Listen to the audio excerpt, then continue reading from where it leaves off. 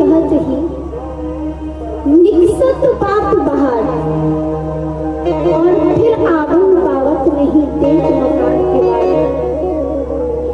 कहते हैं जब हम एक बार राम नाम बोलते हैं ना, जैसे हमने बोला राम, तो जब हमने रा बोला तो रा बोलते ही हमारा मुंह खुला रा बोलने के लिए, तो हमारे अंदर जितने भी विकार हैं, काम क्रोध लोभ मोह अहंकार, ये सब विकार निकल करके बाहर आ जाते हैं। और जैसे ही हम माँ बोलते हैं तो माँ बोलने के बाद हम अपना मुंह बंद कर लेते हैं।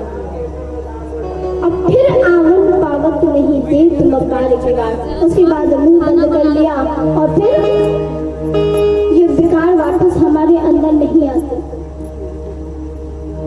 राम के कहने से अंदर का शुद्धिकरण होता है, आप के कहने से मन में शीतलता आती है, और माँ कहने के बाद ये सब दोबारा हमारे भीतर प्रवेश नहीं करता। ऐसी श्री राम नाम की महिमा, जिस राम नाम की महिमा इतनी सुंदर है, आप सोचिए उन राम जी का चरित्र कितना सुंदर होगा। सभी जानते हैं तुलसी के रामायण का नाम है रामचरित मानस। मानस अर्थात मन। अगर श्री राम जी को अपने हृदय में बसाना है तो सबसे पहले अपने मन को निर्मल बनाना है। जब हम अपने मन को निर्मल बनाएंगे तब हमें अपने चरित्र में सुधार लाना होगा।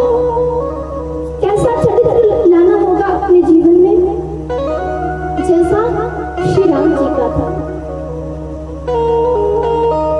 कहते हैं श्री रामचरितमानस में हर एक पात्र, जितने भी पात्र हैं, चाहे श्री राम जी तो खैर मुख्य पात्र है ही, किंतु राम जी के अलावा माता सीता, माता कौशल्या, देवी उर्मिला, मांडवी स्तुति कीर्ति, माता कौशल्या, माता सुमित्रा, माता कैकेयी, महाराज दशरथ, एक पात्र अपने अंदर एक पात्र मन में गहराई लिए हुए बैठा है। एक पात्र से हमें जीवन जीने की कला आती है। एक पात्र हमें सिखाता है कि हमें किस परिस्थिति में किस प्रकार से हमें निर्णय लेना है, किस प्रकार से हमें जीना है। एक कहावत है, यदि जीवन जीना है तो श्री रामचरितमानस से सीखो, और अगर मरने की कला सीखनी है तो श्रीमद् भागवत का श्रवण करो। क्यों? क्योंकि श्री रामचरितमानस का एक पात्र उस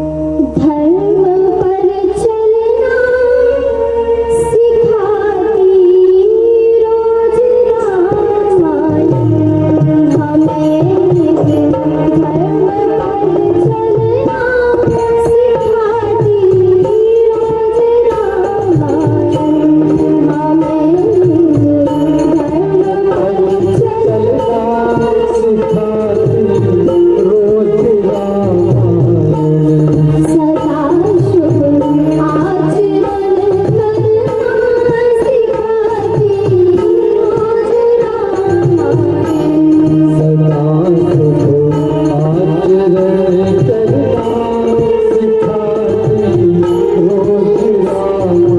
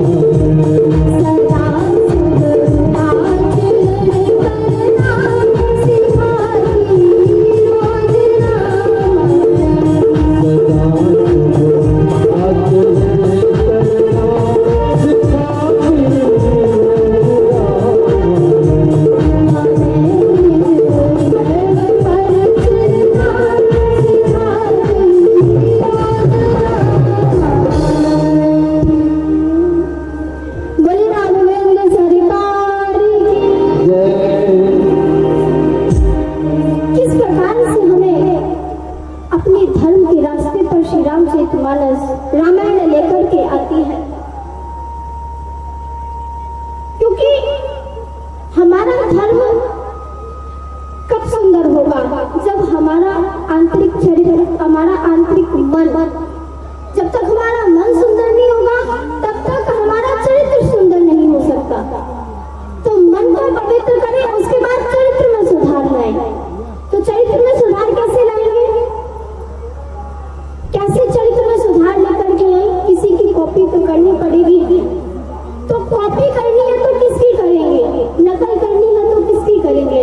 श्री रामचरितमानस में एक एक चरित्र का कैसे कैसे चरित्र है। सबसे पहले हमारे जो मुख्य पात्र हैं श्री राम जी, हमारे श्री राम जी के चरित्र का कहना ही क्या है। माता पिता जब छोटे थे श्री राम जी, तो किस प्रकार से उनकी दिनचर्या हुआ करती थी, जरा श्रवण करें।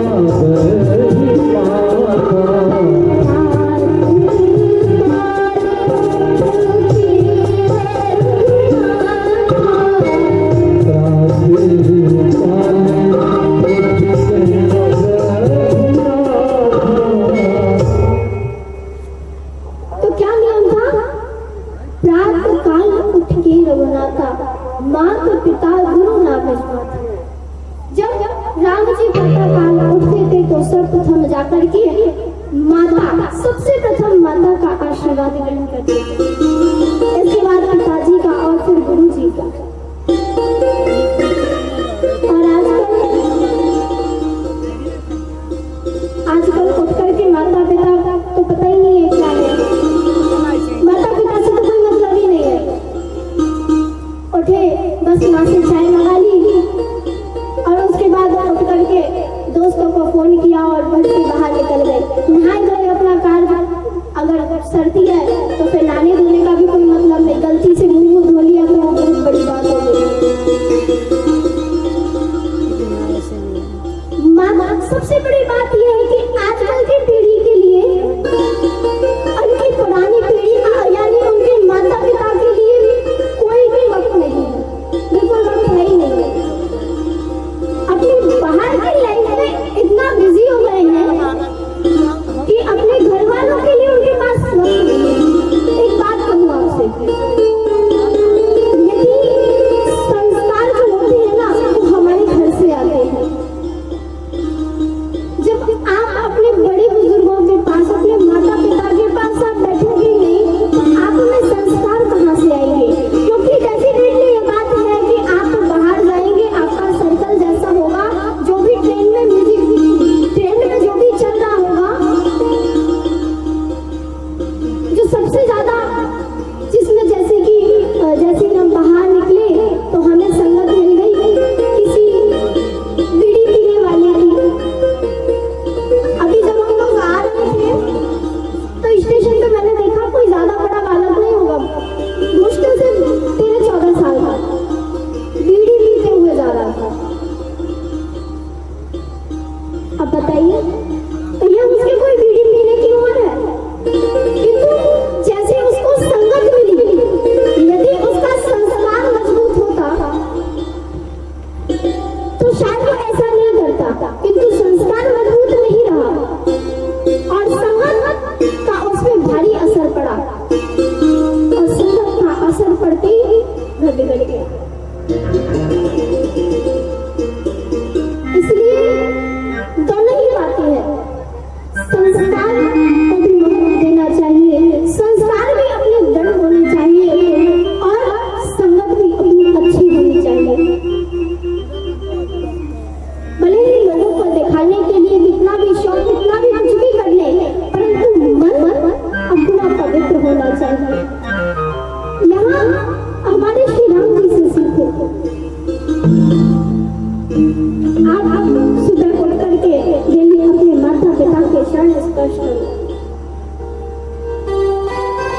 उससे जो पॉजिटिव एनर्जी आपके अंदर आएगी ना, आप उसका अनुमान भी नहीं लगा सकते। जब हम नेगेटिव एनर्जी के पास में जाते हैं, नकारात्मक एनर्जी के पास में जाते हैं, तो वो चीज हमारे अंदर धीरे धीरे चारों ओर से जब वही आ रही है तो डेफिनेटली वो हमारे अंदर आ ही जाएगी। पर जब हम माता पिता के चरण स्पर्श करेंगे या फिर हम अच्छी संगत करेंगे, तो चारों तरफ जो पॉजिटिव एनर्जी, जो एक सकारात्मक जो एनर्जी होगी वो डेफिनेटली हमारे अंदर आएगी। उस सकारात्मकता के प्रभाव से हमारे विचार भी धीरे धीरे सकारात्मक होने लग जाएंगे। कोई भी चीज एकदम से बुरी नहीं हो जाती है, कोई भी चीज एकदम से अच्छी नहीं हो जाती, उसको धीरे धीरे धीरे धीरे मोड़ा जाता है, तोड़ा जाता है। जैसे कहते हैं ना कि लोहा गर्म है, हथौड़ा मार दो, इस तरह से धीरे धीरे जब तक लोहा गर्म नहीं होता, धीरे धीरे जब लोहा गर्म होता है तब उसको मोड़ते हैं। इसी प्रकार धीरे धीरे सत्संग श्रवण करो। इस प्रकार से अपने बड़े बुजुर्गों की, उनके जो संस्कार है उनका अनुभव, अच्छा आप उनके पास में बैठोगे तो आपको जो उनके जीवन में जो अनुभव है आप उसको ग्रहण करो, जिससे आपके जीवन में आगे आने वाले जीवन में आपको उससे बहुत मदद मिलेगी। कैसे कैसे उन्होंने अपनी परेशानियों को फेस किया, कभी अपनी परेशानियों से भागे नहीं।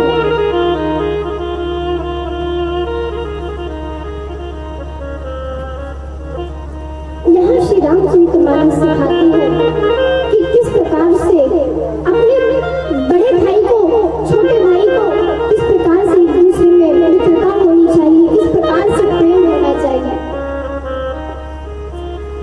हमारी लखन लाल को देखिए, जैसे पता चला कि राम जी को वनवास होने के लिए जा रहा है, राम जी गए माता कैकेयी के भवन में।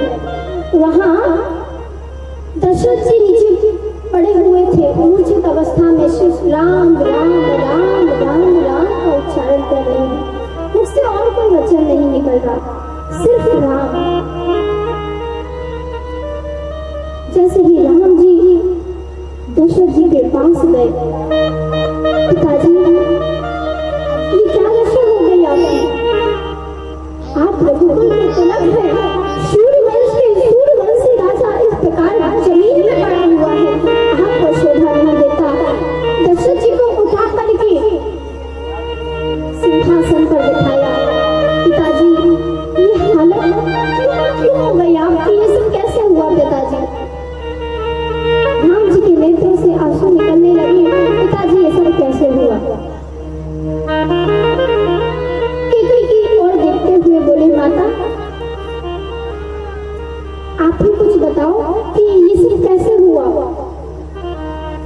कैकेयी ने विस्तार से अपनी कथा बता दी कि बेटा एक समय तुम्हारे पिताजी ने हमें जो वचन दिए थे, आज हमने वो दोनों वचन मांग लिए, हमने उनसे मांग लिया, परंतु आज ये देने में सच्चा नहीं।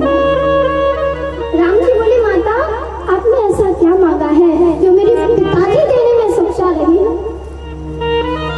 माता कैकेयी बोली, पुत्र पहला वर मैंने मांगा है कि भरत को राज्याभिषेक हो, और दूसरा वर मैंने मांगा है कि तुम्हें 14 वर्ष का वनवास हो। मानो राम जी की तो खुशी का पारावार ही नहीं रहा, इतने प्रसन्न हो गए कि माता आपने जैसे मेरे मन की बात छीन ली। राम लक्ष्मण भरत शत्रुघ्न कोई 4-4 5-5 साल का अंतर नहीं था, बस 1-1 2-2 सेकंड का अंतर था सब में। माता मैं तो चाहता था भरत को राज्य गद्दी मिले, और आपने जो मेरे लिए 14 वर्ष का वनवास मांगा है माँ, यहाँ राम जी ने कैकेयी को जननी कहकर के संबोधित किया। यद्यपि जननी सिर्फ जन्मदात्री को ही कहा जाता है, जननी यद्यपि राम जी की माता कौशल्या है, किंतु फिर भी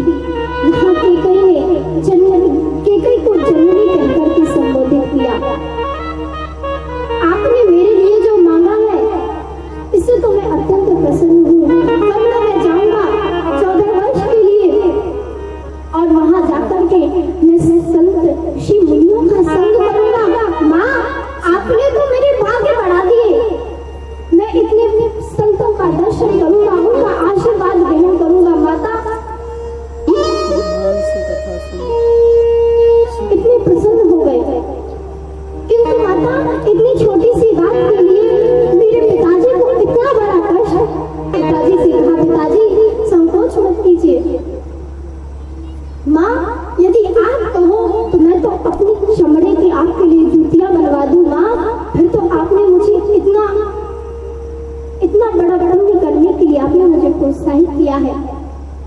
मैं अवश्य जाऊंगा। पिताजी आप संकोच मत करिए, मैं अभी वन के लिए निकलूंगा। पिताजी के चरण स्पर्श करके माता कौशल्या के पास गए। एक एक प्रसंग का आप देखना किस प्रकार से उनकी छोटी माँ है, उनकी रियल माँ नहीं है, किंतु सिर्फ उनकी बात को एक बार कहने पर राम जी ने पिताजी के चरणों पर शीश नवाया और माता कौशल्या से आज्ञा मांगने के लिए चले गए। माता कौशल्या बड़ी प्रसन्न है, आज मेरे राम का राज्याभिषेक है। राम जी ने आकर के बताया, माता बड़ी प्रसन्न हुई, तिलक लगाया, बार-बार हाथ चूमने लगी। इतना इसलिए आज उनके नेत्रों से बहने लगा, बहुत प्रसन्न। राम जी ने कहा, माता पिताजी की आज्ञा है, मुझे पिताजी ने वन का राज्य दिया है, 14 वर्ष के लिए वन में जाना है। माता को लगा कि एक बार तो कि ठिठोली कर रहा है, किंतु बाद में जब कहा कि नहीं सच में जाना है वन के लिए, माता अब आज्ञा दो।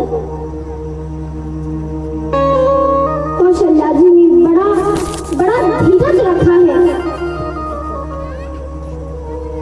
और धीरज रख करके कहा, पुत्र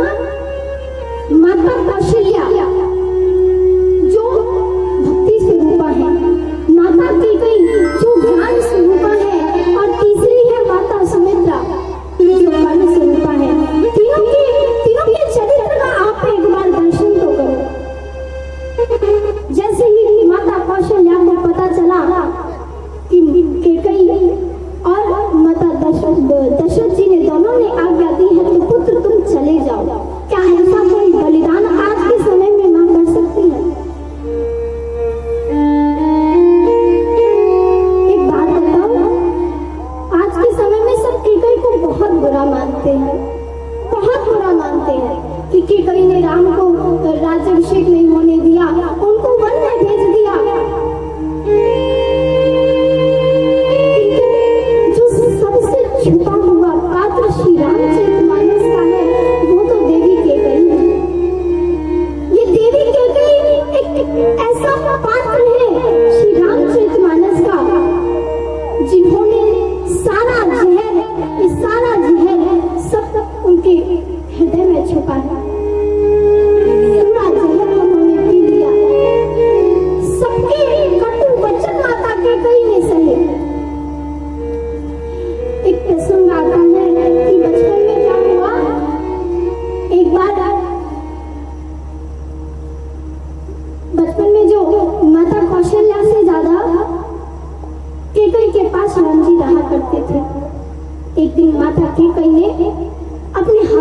खीर बनाई और खीर बना करके अपनी गोदी में राम लला को बिठाया और उनको खीर पान कराने लगी। जैसे ही खीर खाने लगे, पहला पौर खाया, दूसरा पौर खाया, हाथ पकड़ लिया, माता मैं आपसे कुछ मांगू। केकई बोली बेटा एक बार मांग के तो देख। माता सोच लो। केकई बोली बेटा मैं रघुवंशियों की राजा हूँ, इस रघुवंश में ब्याही हूँ। एक बार जो कह दिया तो फिर प्राण भी चले जाए परवाह नहीं है। एक बार मांग के तो देख, और तू तो मेरा सबसे प्रिय पुत्र है, तेरे लिए तो मेरे प्राण भी हाजिर है। तू एक बार पूछ के तो देख, एक बार बोल के तो देख, क्या चाहिए तुझे? राम जी बोले मैया आप तो ज्ञान स्वरूपा हो। यद्यपि माता कौशल्या राम जी के स्वरूप को जानती थी, परंतु उनको पुत्र ही मानती थी।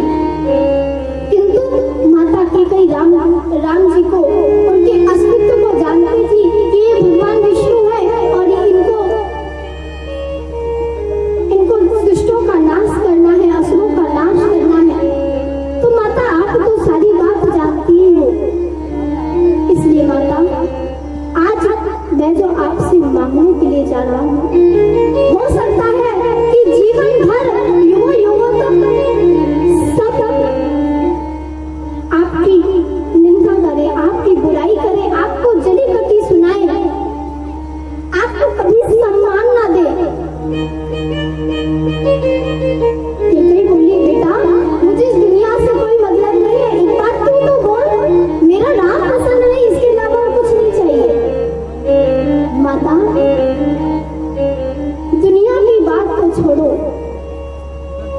किंतु देखो हो सकता है कि आप जो मुझे देने वाली हो उसकी वजह से आपको वैधव्य का दुख भी भोगना पड़े और उसका पूरा इल्जाम भी आपके ऊपर ही आए, ऐसा भी हो सकता है। माता केकई थोड़ी गंभीर हो गई। पुत्र क्या मांगना चाहते हो?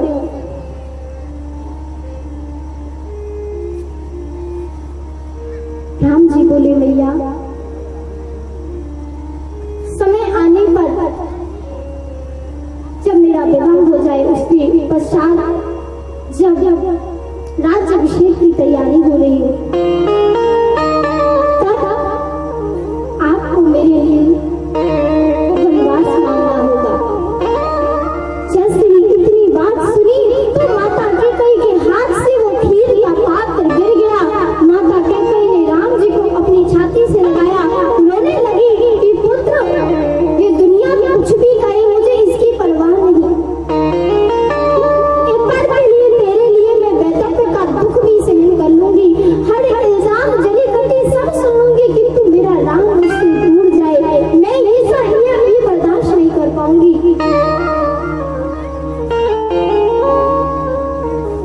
राम जी ने कहा मैया तुम तो सब जानने वाली हो, जानती हो कि इन असुरों का नाश मुझे करना है।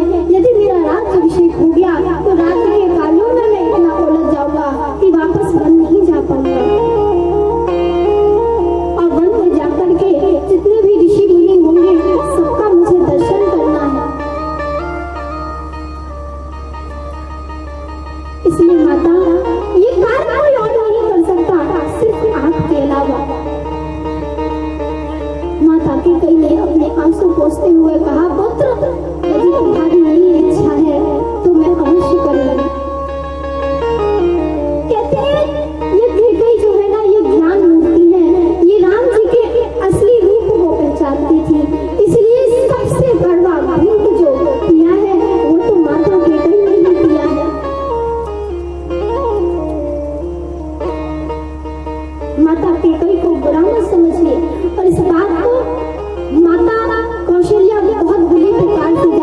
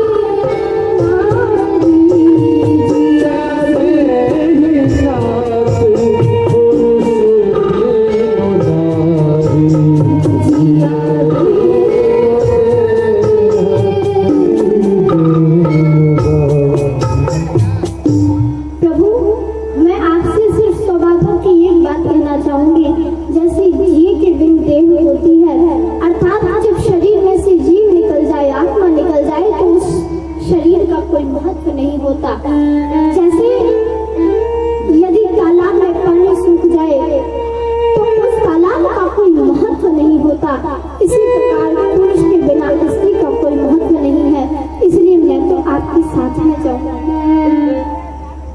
और सीता जी का एक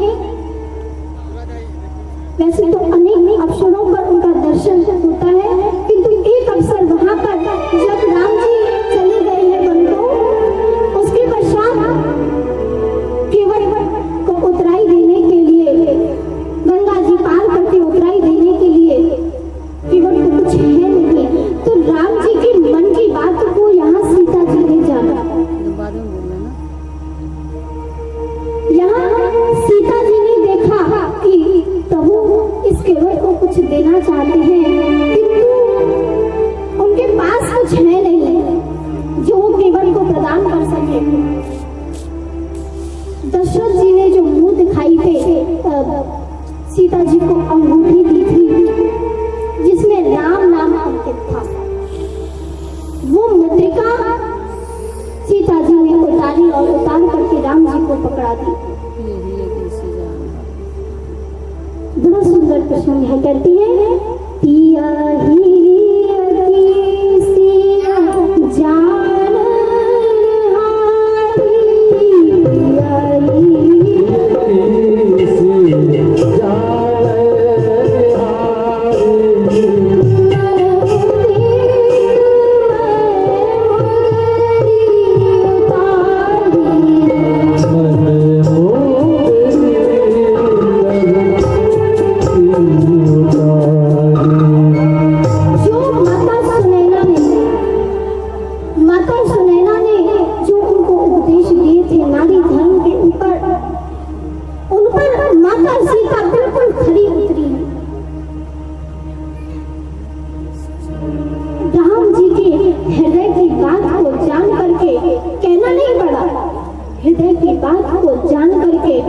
उन्होंने मुद्री उतार करके राम जी के हाथ में रख दी। ऐसा व्यवहार पत्नी का अपने पति के प्रति होना चाहिए। कहने की आवश्यकता नहीं पड़े, उनके भाव को देख करके पता लगा ले कि आज पति की क्या इच्छा है, वो क्यों इतना परेशान है या कोई भी बात। अब जैसे ही इधर सीता जी चलने के लिए तैयार हुई, राम जी ने कहा ठीक है फिर तुम भी तैयार हो जाओ, चलो वन के लिए। इतने में रोते हुए लक्ष्मण जी आ गए। लक्ष्मण जी बोले यदि आप जा रहे हैं तो मैं यहाँ पर क्या करूँगा, मैं भी आपके साथ चलूंगा। राम जी बोले लक्ष्मण तुम जाके क्या करोगे, 14 वर्ष का वनवास मुझे मिला है, तुम्हें नहीं, तुम यहाँ रहो। लक्ष्मण बोले कि प्रभु मैं आपके बिना यहाँ पर रह करके क्या करूँगा, क्योंकि लक्ष्मण जी शेषनाग का अवतार है। जहाँ राम जी, जहाँ भगवान विष्णु वहीं तो शेषनाग होंगे। प्रभु मैं आपकी छाया हूँ, मैं आपसे विलंब नहीं हूँ, मैं आपको छोड़ करके नहीं रह सकता। यदि आपसे मुझे वियोग सहन करना पड़ा तो मैं यही अपने प्राण त्याग दूंगा। राम जी ने कहा भाई ये बहुत अच्छी बात है, जो आता है प्राण त्यागने की धमकी देने लगा। राम जी बोले ठीक है तुम चले तो जाओ, चलना किंतु अपनी माता से आज्ञा लेकर के आओ। लक्ष्मण जी की माता है माता सुमित्रा, और माता सुमित्रा से आज्ञा लेने के लिए जब लक्ष्मण जी गए हैं, आज लक्ष्मण जी को अपने पास आते देख करके क्योंकि मुख उदास है, माता पूछने लगी पुत्र क्या हुआ। तो लक्ष्मण जी बोलते हैं माता सारी बात बताई कि राम जी को 14 वर्ष का वनवास हुआ है और उन्होंने मुझसे आज्ञा मांगने के लिए भेजा है, आप आज्ञा दीजिए माता। सुमित्रा ने जैसे ही कहा, जैसे ही सुना कि राम जी को 14 वर्ष का वनवास हुआ है, तुरंत लक्ष्मण को आज्ञा दी और कहा पुत्र यदि यहाँ तुम मुझसे आज्ञा मांग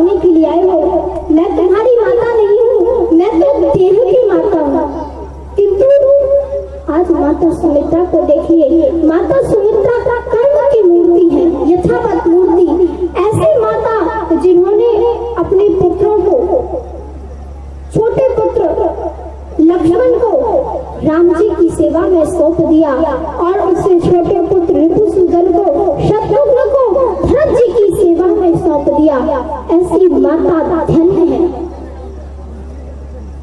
लक्ष्मण जी से आज माता सुमित्रा ने कहा, तातु